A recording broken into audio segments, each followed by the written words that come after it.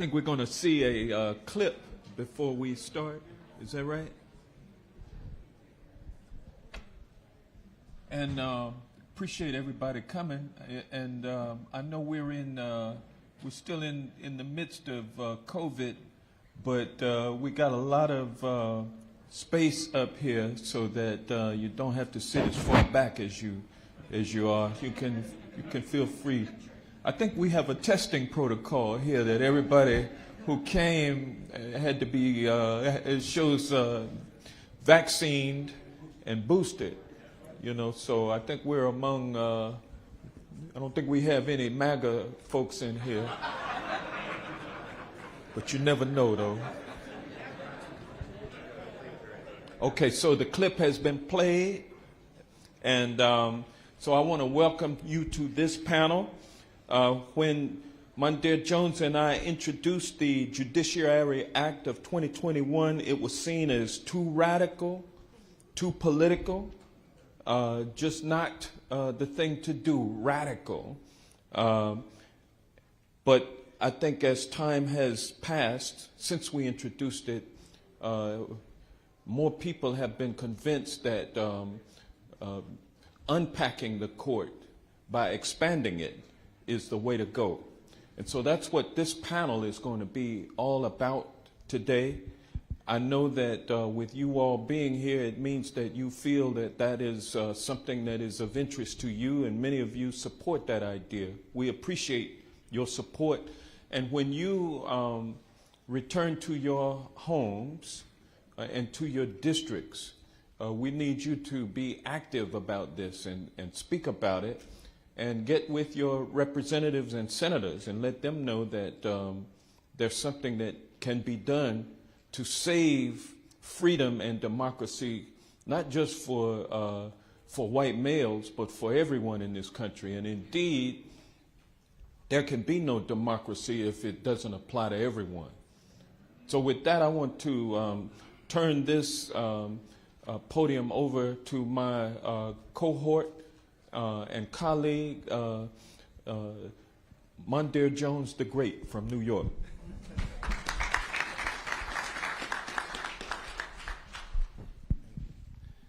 Well, good afternoon, everyone. I want to thank the distinguished chair of the House Judiciary Subcommittee on the Courts, who's been an incredible leader on this subject, not just court expansion, but other forms of court reform.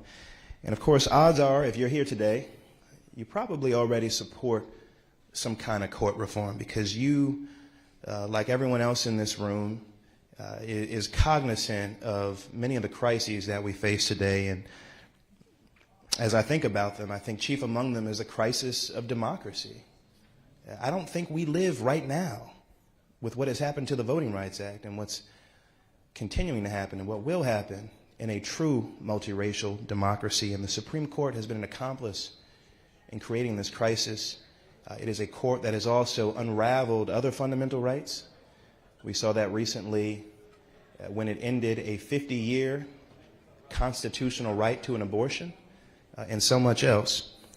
Over the last decade, the far-right majority on the court has gutted the Voting Rights Act, unleashed unlimited corporate spending in our elections, as I mentioned, ended the constitutional right to an abortion, struck down common sense efforts to end gun violence, and also curbed the EPA's ability to address climate change.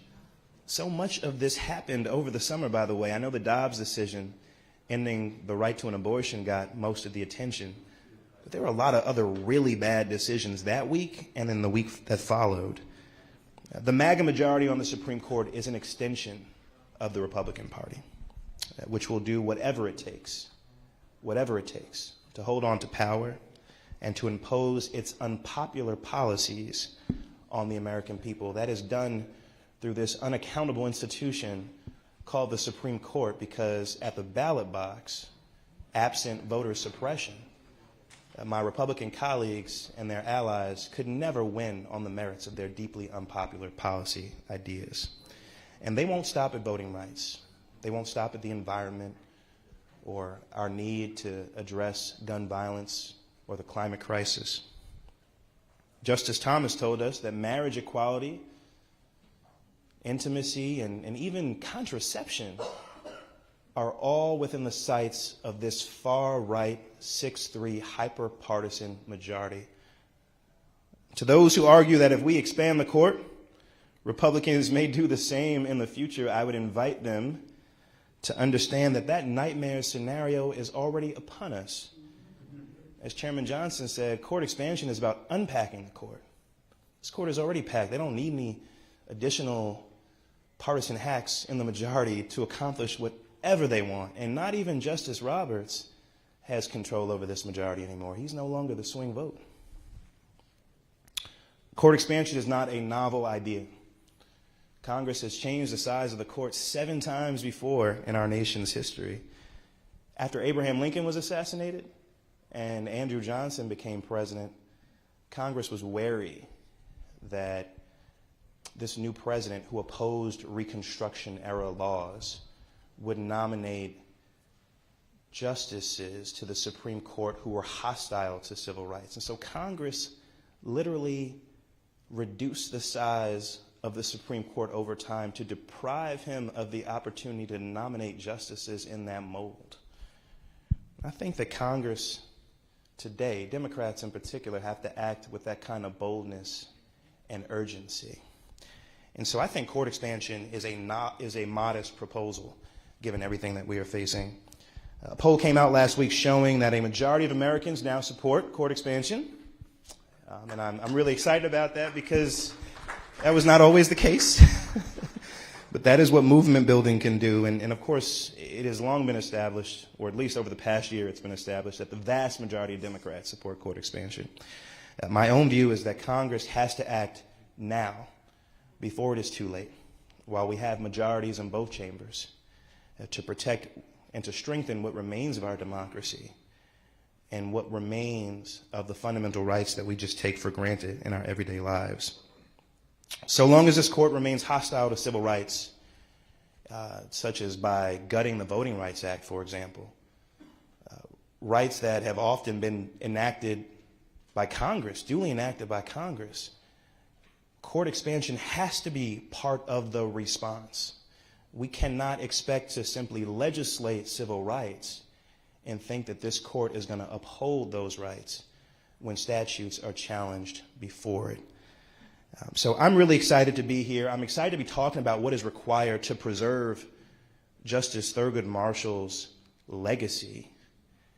And I'm really, really excited, most of all, by all of you in this room. I mean, this is great interest. And of course, by the incredible Symone Sanders, who's a dear friend and just an inspiration, I think, to all of us. And I want to congratulate her on her new show on MSNBC.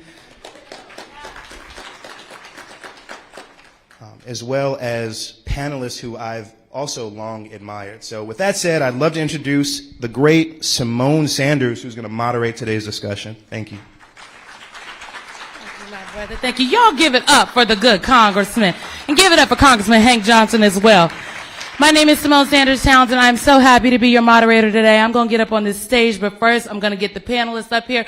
You all are not fired up enough about the Supreme Court and what is happening to our rights. So hopefully this panel will inject a little life into y'all out here. Okay, somebody say rights. Somebody say Supreme Court. Now, I am not a lawyer, okay? I just used to do the talking points for them. So I'm going to bring up some people to give context, history, and to really break down what's happening in this moment. First, I'd like to introduce Ms. Tamara Brummer. She is the Senior Advisor and Director of National Outreach for We Demand Justice. Keep it going.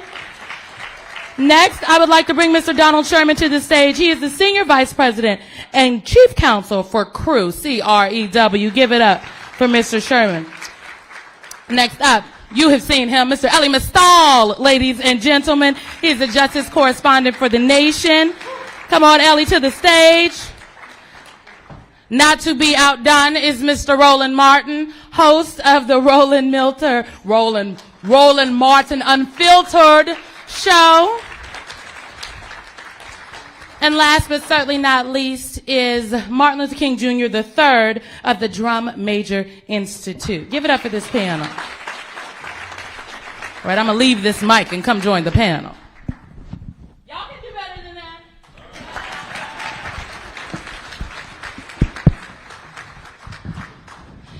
So I'm going to start this conversation laying a little context, right? We talk about the legacy of Thurgood Marshall, the first black justice who served on the United States Supreme Court. Today, this morning, Judge, now Justice Ketanji Brown Jackson was invested, it was an investiture, that's what the event is called, into the Supreme Court because we have a session that starts on Monday. So while we are excited and happy about that history that is being made, I think it's important to unpack what is on the docket upcoming. You know, on Monday, the court is going to hear all kinds of things. They're starting early. They're starting at 9:30. The court is going to issue a long list of cases that it is agreeing to hear. One of the things to watch this Supreme Court session is particularly about a challenge to the Voting Rights Act of 1965. So, Ellie, you were the justice correspondent. I want to start with you by just, because I think we need a baseline for this conversation. What is going on with this court? And what is if you had to pick one thing you are most concerned about this session, what would it be?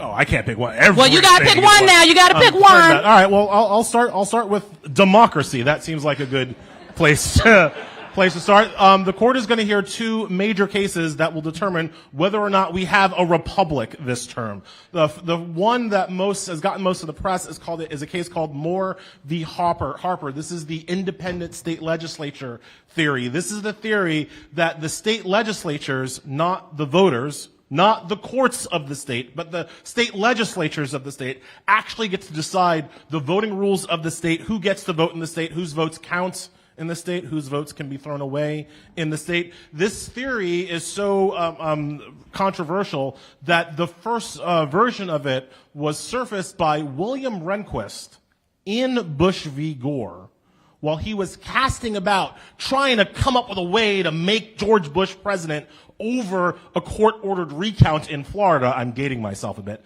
But over that recount, William Rehnquist surfaced this independent state legislature theory. It was widely debunked at the time, except for one other justice, Clarence Thomas, who was a fan of this theory. And so that is going to be coming up this term, whether or not the legislatures themselves can throw out votes that essentially they don't like. The other big case is going to happen on Tuesday. This is called Merrill. I forget, it's Midges v. Merrill, or I'm forgetting the first part of the name. Doesn't matter. This is about the Alabama gerrymandered map. Alabama put forward a map that only had one majority minority district. Probably should have had two majority minority districts. It was so racially divisive that even the conservative Alabama state court was like, that's too racist for us. And this is a court in Alabama. It goes up to the 11th Circuit Court of Appeals, a Trump court.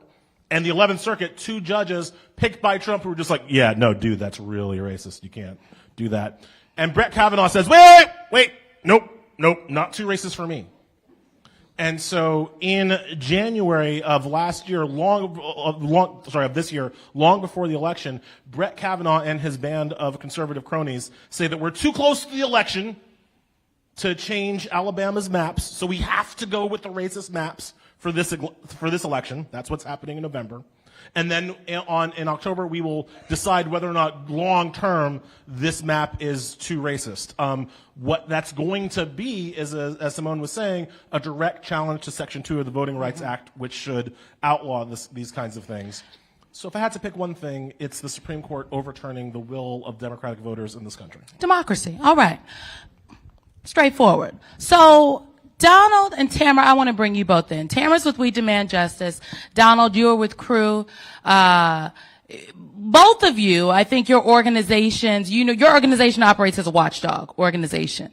Tamara, I think the reason that expanding the court has become such a mainstream conversation, I think is largely due to the work of We Demand Justice.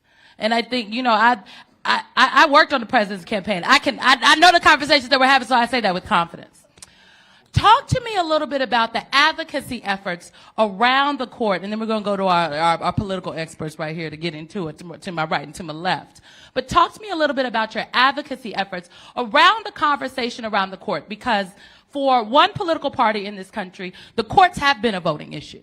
You know, my friends who are Republican strategists, that it's been an issue that they have organized around. It has not been a mainstream conversation for all voters and particularly Democratic voters. So talk a little bit about that. Tamara, I'm going to start with you. Then Donald, I want you to jump in. Thank you for that question. You know, Demand Justice started in 2018 because Democrats weren't doing anything about the courts. We had watched Merrick Garland sit and wither, right? The first black president had a Supreme Court nominee, and the Republicans changed the rules so that they could get the Supreme Court justice that they wanted. And then they keep changing the rules.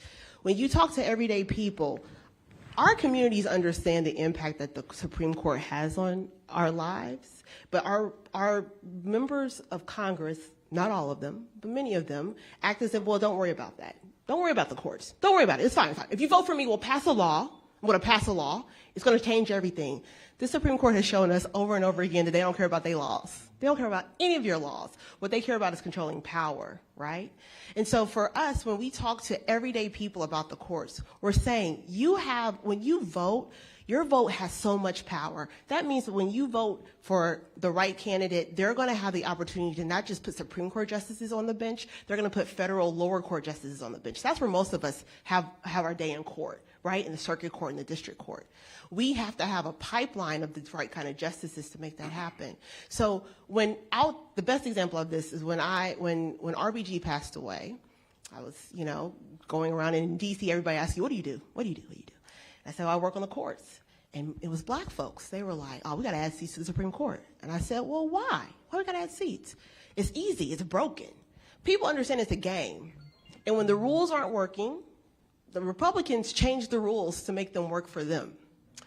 We have power now. At least I think we have power. And we have an opportunity to make the playing field more even for our communities and for our people. And that's why I think we're seeing in the course of 2 years that the majority of Americans now want to see court expansion as a real viable option to making our democracy more robust. So, and Donald, jump in here.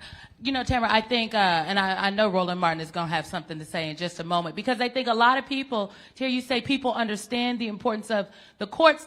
I think that there are folks out there, analysts and strategists, who would say, I don't necessarily think they do. So we're going to circle back on that point. Donald.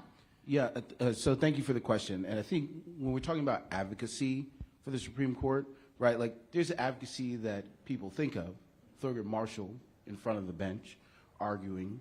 But then my group, which is an ethics and good government group, we're focused on the advocacy that you don't see, right? The money that is spent on junkets, on speaking engagements, on conferences for the justices to come hang out, huddle with the cabal that Ellie mentioned, and have rich folks, rich conservatives come and press the flesh with Supreme Court justices. And one of the reasons why we're talking about Clarence Thomas specifically is because, whereas there are a number of justices whose spouses have stepped back from advocacy, from litigation, when they saw their spouse rise to the federal bench. What we've seen with Clarence and Jenny Thomas is that she is affirmatively engaged in an effort to monetize her position and her proximity to Clarence Thomas. And this manifests in things like Clarence Thomas forgetting to mention that his wife got $680,000 from the Heritage Foundation, because obviously the Heritage Foundation has no business that could be relevant to the Supreme Court. There are any number of ways that you think that you're going to go and have your day in court. But what happens when you show up and the decision has already been made before you walk into the room, before your advocate walks into the room? And so from the standpoint of an ethics advocate, we're focused on what's happening behind those closed doors. How do we bring sunlight to what the Supreme Court is doing? And, as Chairman Johnson and Representative Jones mentioned at their hearing in April, the Supreme Court doesn't even have a code of conduct. I was just going to jump in and note that there is no oversight, if you will, for members, justices on the Supreme Court. There is actually no enforcement. If there was oversight, what is the enforcement mechanism? Exactly. It does not exist. You hold tight, because you're going to kick us off for the lightning round. Mr. King, it strikes me that whether we are talking about, the gutting of the Voting Rights Act of 1965, the reality is that the Voting Rights Act is on life support, and if Section 2, which is eliminated, it will be dead. And one, I don't think we're talking enough about that. But two, I think the reality is that a lot of the conversations that we are having around the court now, a lot of the things and issues that are bubbling up to the Supreme Court, these are things that are not new. History is unbroken continuity, as a mentor once said to me. So give me a little historical context here. As a child of the civil rights movement, you see what is happening right now, and I have to imagine that this weighs on you and your colleagues heavily. First of all, there's no question. Let me also thank Congressman Johnson and Jones for having all of us, and it's an honor to be on this panel with everyone, and especially you. Thank you. Madam Moderator. The tragedy is, unfortunately, you have to provide leadership at times. People know what's happening in our communities, but you also have to provide context, as you've said. And the fact of the matter is the court is out of line with what the majority of the people think. Therefore, and secondly, the court used to be aligned with the appellate courts. I think there were 9. So that's at some point why there was rational for 9 justices. Now there are 13. Therefore, we need to add 4 more justices, and it needs to be done now.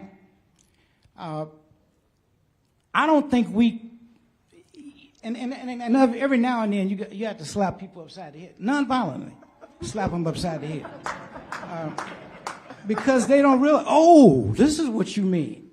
We don't need that moment. We need to be pushing for this legislation right now so that we have a court that at least more swings in line to what the majority wants.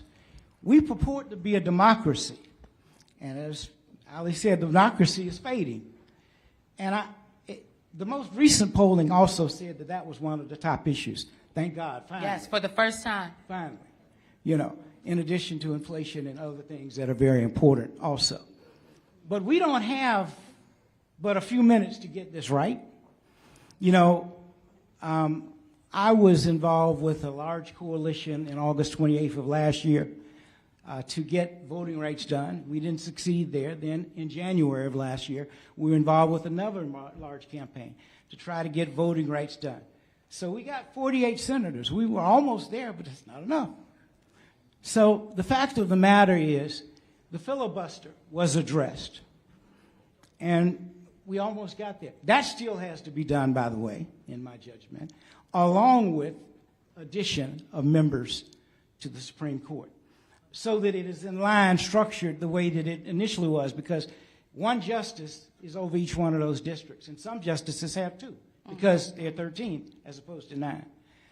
It would seem like people would want to engage in logic, but when you're dealing with political points and control, which is what most of the Republicans seem to be about, we have a big, big problem. And until the public engages in a significant way, my dad understood that, and his team, and others have understood that. We have to stay on the battlefield. We can't talk about we're tired. Well, everybody's tired. We have to constantly be engaged. This is one of the most critical issues of our time. All right, Roland, we're on the battlefield now, my brother. And Roland is going to say something that's going to want to make everyone on this panel respond. Please do feel free to respond. We're having a conversation. I want to throw this out there, okay? I'm the moderator. I'm stirring the pot today. I think a lot of Americans are at the place where they say, hey, why don't we have more, some people, we should have more Supreme Court justices. Then there's a segment of the population that this is not the discussion at their dinner table. And then you also have to account for the current president of the United States and his advisors who are not for expansion of the court. Roland. You asked earlier, are folks interested? And you said, we are focused on this. If you walk out that door and go to the other end of this hallway, you are going to see a throng of people standing outside of the two sessions further down. One of them is called Hip Hop and Politics. The other is about entertainment.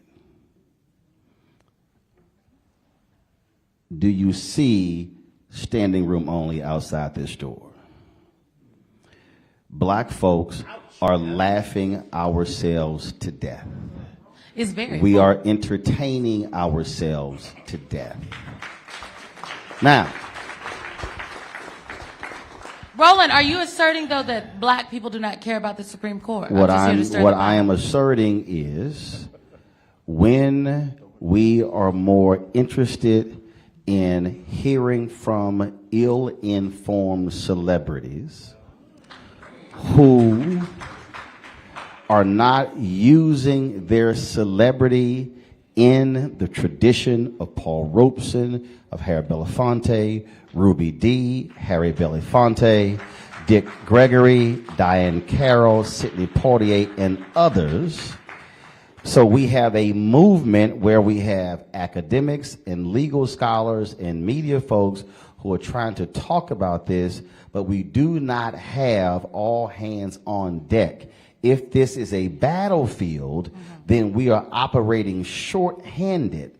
And so there's a level of consciousness that is required to connect the dots. 2016, a young sister from North Carolina calls my radio show and she says, look, I ain't feeling Hillary. I don't like Trump. I'm just going to focus on my issues in my state. I said, where are you from? She said, North Carolina. I said, name me the 4 issues you're going to focus on. And she named all 4, and I walked her down and showed her how the President of the United States and the United States Senate and the House has a direct relationship to the 4 issues in her state.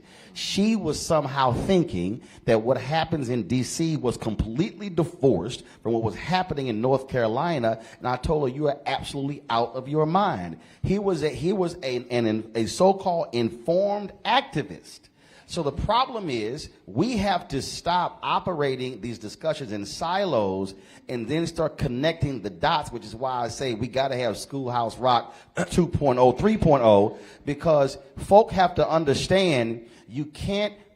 Gavin Newsom just signed a law that you can no longer use rap lyrics in prosecution. That is that will be challenged in the courts. The district attorney in Fulton County is using lyrics to prosecute RICO cases. So if you're an entertainer, you damn well better be understanding how the political system, the legal system is impacting what is being said on the record. I think Mr. Mistal wants to jump in on this. The dots. If we have to start connecting the dots better so that an everyday person realizes, oh, that Supreme Court thing does impact me, but we have to explain it in a way, or as Joe Madison said, you got to put it where the goats can get it. Okay. Yes, but some of that is leadership, and some of that is Democratic leadership, and some of that is where Democrats have dropped the ball. You want to talk about Hillary? Let's talk about Hillary. I voted for Hillary. I think she would have been a better president than Donald Trump. But somehow Hillary Clinton went through an entire campaign without mentioning Merrick Garland's name, which is ridiculous. And you want to go back further, not to cast aspersions on his Lord and Savior Barack Obama, but why was Merrick Garland the choice anyway, as opposed to Ketanji Brown Jackson back in 2016? When that, and Roland, I know you agree with this, if Obama had nominated... Dude, look, Obama's still mad at me because I called him out for not appointing a black woman to the Supreme Court, and I still don't give a damn. Well, I don't want President Obama to be mad at me be mad because I have no smoke for President Obama. But let me focus, y'all. See, this is why they got me moderating this panel. It's a lot of big paper up here. Roland made some very clear assertions. Okay, so I want you to respond to this. It is Democratic leadership. It is entertainment. You made a point. Secretary Clinton went through an entire campaign and did not mention the name Merrick Garland. So the other issue here, and I think Roland is partially right about this, but why is there that focus? I do not believe that your average least common denominator MAGA voter is any smarter or more civically engaged than your average base black voter. I do not believe that. What I believe is that the average base MAGA voter has been told for a generation that anything they want, they have to have the courts. So your MAGA guy, he can't quote me much about how the Constitution works, but he can quote the Second Amendment. That MAGA guy might not know much about how the civics of the, but he knows if he doesn't like gays kissing on each other in a restaurant, he needs to have the court. Whereas if I go to an average base Democratic voter, then you get to the problem that Roland's talking about, right? If I say like, hey, do you care about climate change? Then you need the court. Do you care about guns? Then you need the court. Do you care about abortion rights? Then everything. But we don't have leaders that do a good one-to-one comparison, and we haven't built that for over the past 30 years. So can I just I think yes, and while you're answering, Donald, I want to throw this out there, just stir the pot. We got some leaders, right, because we are at this panel, at the Congressional Black Caucus, at the 51st Annual Legislative Conference, having this conversation under the leadership of Chairman Johnson and Congressman Jones. But the reality is that this is not a widely accepted thought within the Democratic Party apparatus. I just noted that the current President of the United States of America, who is a Democrat, does not believe in expanding the court. So, first of all, I think it's important to acknowledge that the number of issues that we need to go to the mat for are substantially larger than our white brothers and sisters, right? So when you talk about we don't show up for X, like, we have to show up for everything. So, I don't want to give anybody a pass. I think education is important, but the number of issues that we have to show up for pales in comparison to what other folks have to show up for. I think Ellie's point is a good one, though, that every issue that we care about, we need the courts. And that message has not penetrated, in part because, there aren't that many people that have made it a priority. Part of that is the generation that we came up with. My parents, for my parents, the court was revered, right? It was the clarion call. It was the thing that made the difference in having rights or not. And frankly, I think some folks took it for granted. I wonder, I think the orientation is changing now that Roe is gone, but God help me, we had an insurrection. We have lost Roe v. Wade. What is it going to take for institutionalists to realize that institutions can't protect us if we don't stand up and do what is necessary to rebuild them? Tamara. Now, is expanding the court the only way? Because one could argue that you have to have a focus on federal courts. And if one of my former colleagues were sitting here and listening to this panel, they would say this president has made a focus on the federal courts, put more black women on the federal courts than any president before him, including. Who? Say it. Say it. Barack Obama. Okay.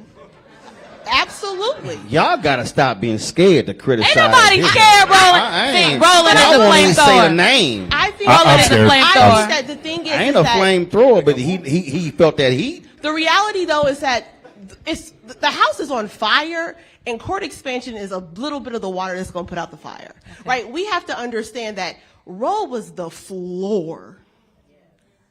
That was the floor. This court keeps playing in our faces, and people are telling us, well, just wait and see. They're going to die soon. No, they don't. They don't die. Look at Mitch McConnell. I would like to know the chairman nor the congressman condone the death of members of Congress. That's correct. But here's the thing we need to think about. As the third branch of the government, this is about checks and balances. It is absolutely out of balance. We have to check it. Adding 4 seats provides some more balance. We also can have term limits. The fact that people can be on that court for a lifetime, and then what they do is you'll wait till your person gets in office, and then you'll retire. Thank you for Justice Breyer for actually doing that, right? Some others didn't do that. We can also have a code of ethics. Say it. This is like court expansion is just, this is like, how do we stop the bleeding? This is triage. We aren't treating it like we're not taking the court. And I agree that our leadership in this country on the Democratic Party has treated the court as if it's this deity of gods, that because you're not a lawyer, you can't question them, that they know the Constitution better than the rest of us. And so how dare we challenge them? How dare we ask questions? How dare we say, actually, this doesn't work anymore. I'm really excited that Justice Jackson is on the Supreme Court. But I'm going to tell you something. There's not enough black girl magic. There's not enough black girl magic that's going to stop this court from dismantling our democracy even more. But here's what I mean by connecting the dots. Because I don't only look at this thing in terms of federal courts. I spend an inordinate amount of time on my show walking our folks through this. In 2020, first of all, people are excited. Who's from North Carolina right now? Anybody in North Carolina? People in North Carolina, folks are excited that Shira Beasley is running for the United States Senate. Look at the polling. I'll have her on my show on She's Saturday. up 1, she's up 2, it varies.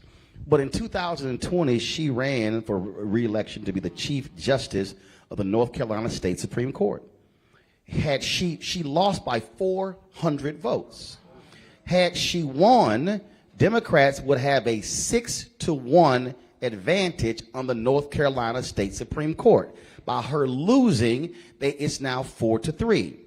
Now, why is North Carolina, why do they have a Democratic governor right now? Why do they actually have control of the courts? Because Obama wins North Carolina by 14,100 votes in 2008. They completely gut the election results in voter suppression in 2010. Tom Tillis, who a lot of black folks voted for in 2020, he got about 18%. He was the architect of that. And so what then happens is, then Moral Mondays, Reverend Barber, 17 people, they begin to lead that. It goes statewide. They claw back a lot of those rights. That's what led to declaring racial gerrymandering illegal, because they had the state Supreme Court. So when we talk about the courts, we have to also realize Republicans are also looking at state courts. The reason Biden wins Pennsylvania, because you had smart justices of the Pennsylvania State Supreme Court, and what do they want to do? They try to go to single-member districts to guarantee you didn't have statewide elections. Because, again, we have a federally appointed Supreme Court, but many of our states, our justices are elected. So when we're talking about electoral politics, we rarely ever talk about judges who are running. So what we have to also be doing when I talk about, again, connecting the dots and walking people through, educating our people to understand you can't just yell, expand the courts, if you won't even vote for who's in your state. And so the state courts matter, and that's also where Democrats have not paid much attention. Now they're trying to throw resources. Democrats could right now take control of the Wisconsin State Supreme Court. If they take control of the Wisconsin State Supreme Court, they can then refile a gerrymandering suit, and now all of a sudden determine gerrymandering to be illegal, which will then change the composition of the legislature there as well, and that thing goes to state after state after state. And so it's a multi-pronged strategy. When we talk about the courts, we have to get our folks centered on this to realize if that state court is the federal court, they're doing what they're doing, but if that state court, if we're able to control some of those, you can also change the political dynamics that are happening where you live. I think I'm all about giving people some hope, Mr. King. So I want to find some hope here. On the next part of our conversation. Hope. I think that's hopeful. I think it's hopeful, Roland. I'm giving hope. I'm people saying gotta have take a strategy. it over. But let's talk about this. I mean, the reality is, with the Dobbs decision that essentially overturned Roe v. Wade and sent the issue back to the states, and I think it's safe to say about half the states in America today, abortion is illegal or near illegal, very hard to access. So it's really a choose your own adventure depending on where you live. The people have responded to that. And I'm originally from Nebraska, and I saw a lot of people on TV. I saw and I still see a lot of people on TV talking about, well, you know, Democrats, they got that done in Kansas. Ain't enough Democrats in the entire state of Kansas. White women woke the hell up. Yes. That's what happened. To defeat that ballot initiative. So there is, I think, an opportunity here where people are paying attention. Now, it's after the fact. But I'm somebody that is, I'm glad people have just come to the party. I don't care necessarily what time you got there. So talk about, let's talk about the opportunity that we have now that we're having a mainstream conversation about our rights in connection with the courts, and everybody from the very smart political people in this room are feeling it, but also folks in everyday places and spaces in towns and cities across our country. Well, first of all, let me say one thing about what we haven't ingested, enough of us yet. We went to the courts, the federal courts, for relief. And every time there was an expansion, this is the first time in this history, in modern history, certainly in my life, where the court decided to roll something back. And the frightening proposition is, you know, Justice Thomas told us that they're coming after a lot of things. It's interesting that he picked things like, you know, marriage equality. He picked everything but interracial marriage. Let's be very clear. Exactly. I thought You wouldn't have a job without that. Bet not touch my Jenny. So That's the real affirmative action. so my You higher see on point, my show called Unfiltered. I'm going to get a call. like Jose, unbought and unbossed. You know Jose Williams. I ain't got a boss. I won't get a call. That's what I said. But I think this is a very pivotal moment in the history of our nation. You've got other people talking about a new civil war. It's very frightening that that is being said and nobody is willing to take it on and say, this is unconscionable and this is not the America that any of us should accept. And there's some people crazy enough to do that. They showed us that on January 6th. So we all have to wake up. Now, I think it's interesting. I'm going to get back around to what you said, the street. It's interesting that we call wokeness. There's something wrong with being awoke. Well, what's the opposite of being awoke? Sleep. My father did a sermon called Sleeping Through a Revolution many years ago, and yet encouraged us to always stay awoke. They've created CRT. I don't even like to use the word. First of all, it doesn't even exist in primary and secondary education. It's for law school. That's what it was designed for. That's where it was. They may have elements of what they call critical race theory. I mean, who's ever heard of something? Rolling State, Texas, I believe, used the I Have a Dream speech, the part of a speech about my 4 little children living in a nation where they're not judged by the color of their skin, but by the content of their character. They used that to dismantle and say, now you can't teach I Have a Dream. You can't in Texas. You can't teach Rosa Parks and a whole lot of other things about our Jewish community. I mean, it's crazy. And we're sitting around accepting this as if this is all right. We can change things tomorrow, I believe, if we all decide we're going to get engaged. You know, I mean, one example. How much money do we spend? How much money do we put in banks that don't support us? I don't want to call any names. Several of the big banks have put more black folk out of houses. It's a shame. Wells Fargo. Foreclosed. Bank of America, too. Not just Wells Fargo. Bank of America, all of them. And yet we just keep going down there supporting them, and we don't support ourselves. So my point is, we need to target one of these institutions and just say, look, we're not going to deal with y'all no more. They will come and help us address every issue we want to address. But we don't know that. We spent over $1.5 trillion last year. $1 trillion.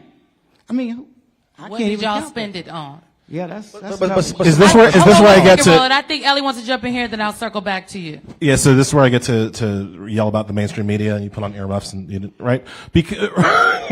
Because that's a huge part of the problem too. Mm-hmm. I mean, to be honest, if you think about it, there are 2 ways that I like to think about this. One, think about how many reporters and people and whatever are covering Congress. Think about how many reporters and people and whatever are covering the White House. And then think about how many reporters and people and whatever are covering the courts, which is just as powerful as the other 3 branches. Number one, right? So first of all, you've got a huge imbalance. We don't even have the coverage of these 9 autocrats who are actually running things and have the veto power over the elected branches. That's number 1 problem. Number 2, how many of those people covering the courts are black besides me? That you know of. Right? Me, Kimberly Atkins, they're like 5 of us. We have jackets. Right? But for the most part, the people who are allowed to cover the courts are covering it from a fundamentally white basis of understanding, because the very few people that are allowed to do this work are predominantly white. Number three, when you think about financial news, like if you think about CNBC or whatever, you got Jim Cramer, he's over there talking about the stocks that are going up in the day. They don't let people come on TV to talk about what's happening in the stock market who can't balance a checkbook. But they will absolutely put people on TV to tell you what the courts are really doing, who don't have a law degree, who have never listened to any of these, who have no idea really what they're talking about. Don't even know what the inside of the Supreme Court look like. Right? And what they're then doing then is all they're doing is giving you the press release of what John Roberts or Clarence Thomas or whatever wants them to say about their decision. So a huge part of the problem is the lack of transparency that happens with the court itself. We don't tell our people what's happening in this branch of government that is controlling so much of our lives. So I'm gonna give Roland, you, and then I'm going to go to everyone for their final thoughts. So I'm gonna give you this because to understand why you also don't see many of us. Congressman Johnson has been very aggressive in dealing with this here. We had a conversation that started with a frat battle in Tulsa last year, and then when I began to talk about the lack of dollars that black-owned media receives. When you talked about who covers White House, who covers Congress, who covers Supreme Court, when the CBC comes out of their meeting, there's not a single black-owned media outlet with a congressional correspondent. Why is that the case? Because the ad industry spends $322 billion annually. Black-owned media gets 0.5%. Federal government spends $1 billion on advertising a year. Black-owned media gets 51 million of the 1 billion. And so the reality is you can't afford to actually pay somebody to cut for one of those jobs. And so he's been working to shake those dollars loose. And the reality is, and I told Congresswoman Joyce Beatty this, I said if I got 5% of 5%, I said I could easily hire 3 congressional correspondents in 90 days. It comes down to dollars. And so it is a deliberate attempt to keep the audience informed. It is a deliberate attempt. These executives are making deliberate decisions as to who is covering what.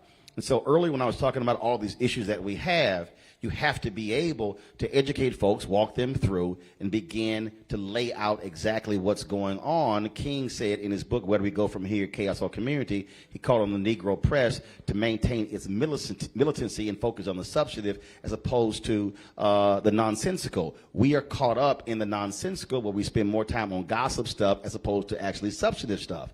And so when it comes to the marching orders, what it requires us, and I'm going back to, I keep using that phrase, connect the dots, we have to walk folk through somebody who says, man, none of this stuff means nothing to me. Them folks in them black robes don't impact me at all. And then you begin to say, really, are you a felon or not?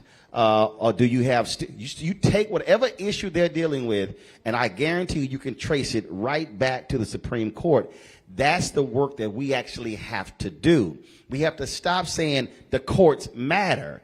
We have to explain to somebody how the courts matter, why the courts matter.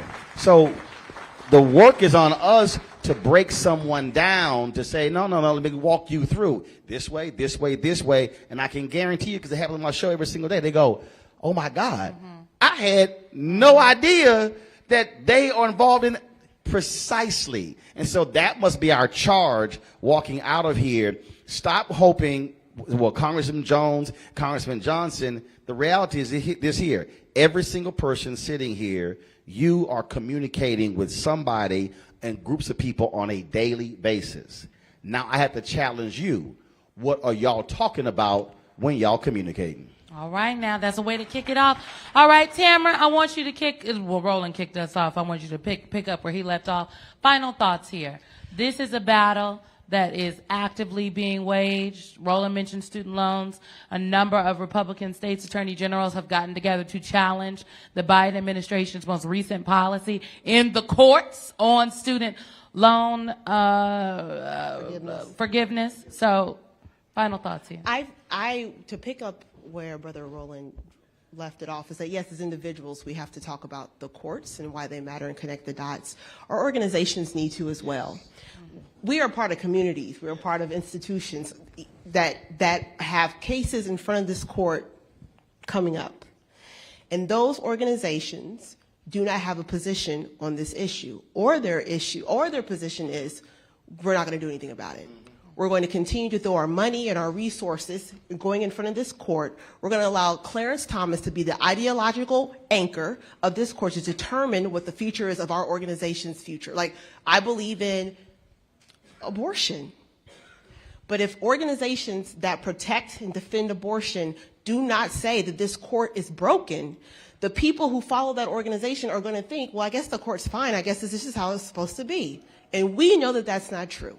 So the same way that you talk to your neighbors about why this court matters, why the Supreme Court said last year that you really don't have Miranda rights anymore and what that means for you, the organizations that are supposed to protect our rights, Miranda rights and so forth, have to also say, well, this court is broken and it's no longer fair for us. This is not a level playing field for our communities. And we have to take a position. We can't be scared because we go in front of that court. I've never been inside the Supreme Court, right? But I really hope that the people who go in front of that court recognize that this isn't fair. Why do you want to keep going in front of a court and you keep losing?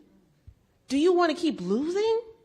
How much more do we want to lose? You have to use the court as a strategy. This is a strategy for us. It's a tactic. Adding seats is a tactic for the broader strategy to protect and defend our democracy. And our organizations have to believe that too. All right. Thank you, Tamara. Mr. Donald. So to build off of that, I think we need to do two things. One, we do need to convey why the court matters, but then we immediately need to say, but these people aren't special, right? You know, they think, and many of us think, and many in Congress think, that these judges are above the law, that they are beyond reproach, that they can sit up on high and determine our civil rights, determine our access to health care, and don't have to be accountable to us, don't have to be accountable to anybody, don't have to be accountable to Congress. That's what Chairman Johnson's bill has been about. That's what his effort to hold the court accountable has been a part. Yes, these justices matter. Yes, this institution matters.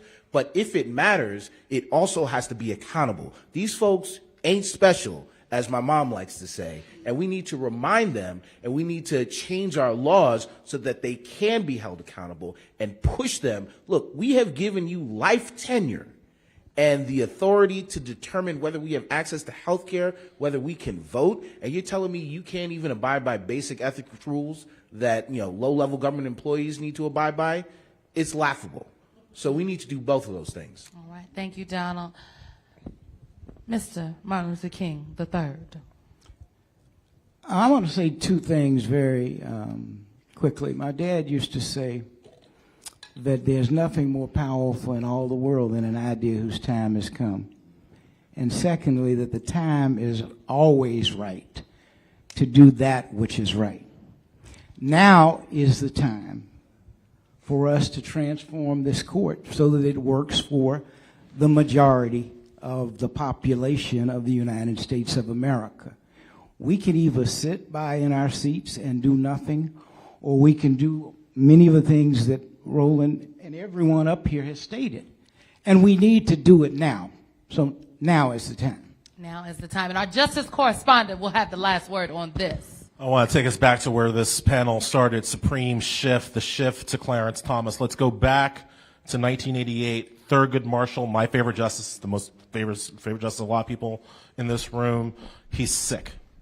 He was appointed in 1967. He's a 78-year-old man. He is sick. He's just hung on through 2 administrations of Ronald Reagan. Now George Bush is in charge, and George Bush has whooped Michael Dukakis. It doesn't look like a Democrat is going to be in power in his lifetime, and he is old and sick and can't do the job anymore at the high level that he had come to expect for himself and the country expected of him.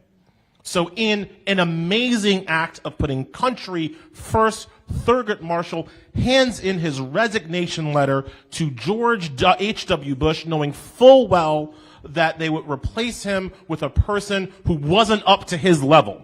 But that's what he did for the country. But he didn't die in 1988. Thurgood Marshall died in January 1993, 2 weeks after Bill Clinton was inaugurated president.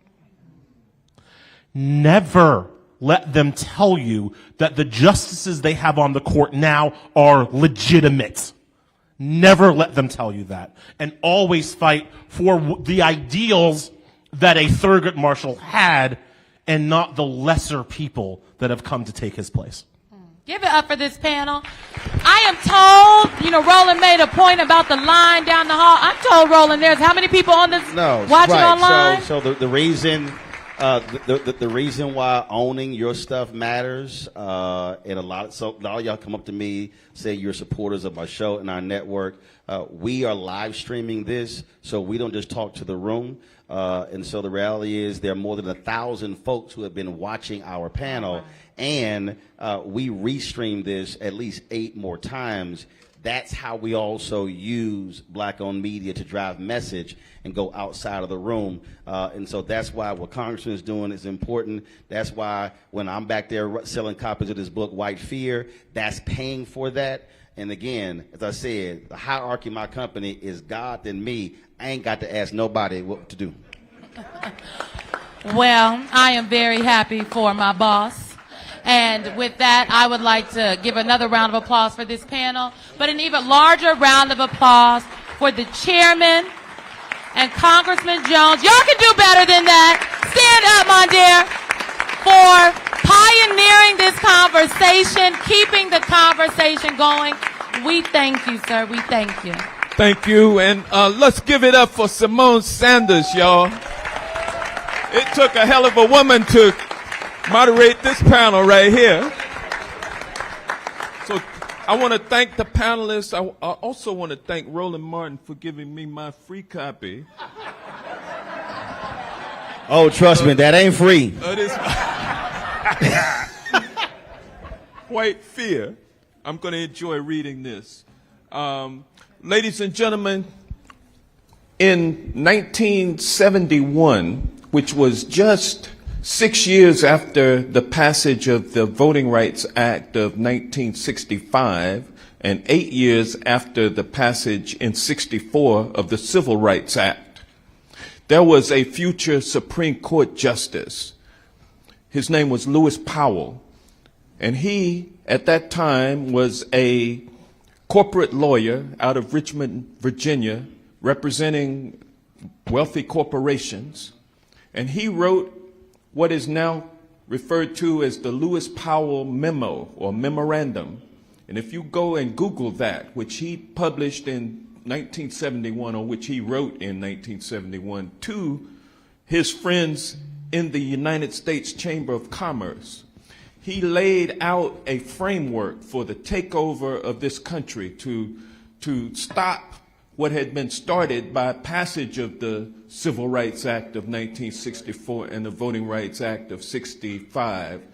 And after his memo was sent, he was then appointed to the United States Supreme Court by Richard Nixon, who gained his election by promising law and order.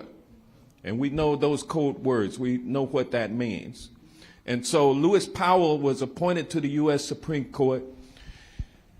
And as a result of all of the things that he recommended in his memo, we are at this point in our history as a people.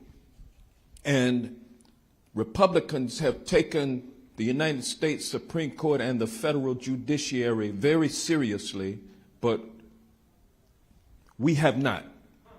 The Democrats have not. They've been focused on it for 50 years, and they finally got what they wanted. And now we are paying the price for it. And so that's what this panel was all about. I hope that it has activated you, something that you may have heard from one of these illustrious speakers. I hope something has activated you to be more involved in this issue. And Symone Sanders, y'all got to watch her show. Congratulations on you getting your show. And with that, ladies and gentlemen, I'm going to ask Mondaire Jones to close us out. Y'all give another hand to the panel and the moderator, and to the distinguished chair of the Subcommittee on Courts, whose leadership has been instrumental in getting us to this point. And yet we know from the discussion today that we have yet further to go.